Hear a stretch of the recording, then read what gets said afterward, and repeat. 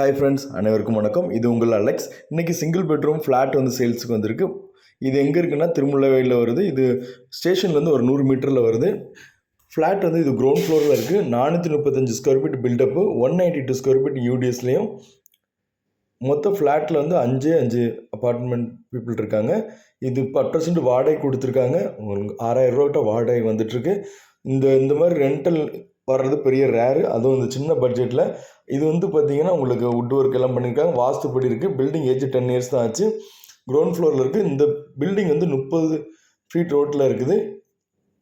இந்த ப்ராப்பர்ட்டியோட ரேட் வந்து 18 lakhs, 18 லட்சம்னு சொல்லி ஸ்லைட்லி நெகோஷியபிள் இருக்குது. நல்ல ப்ராப்பர்ட்டி, சூட்டபிள்.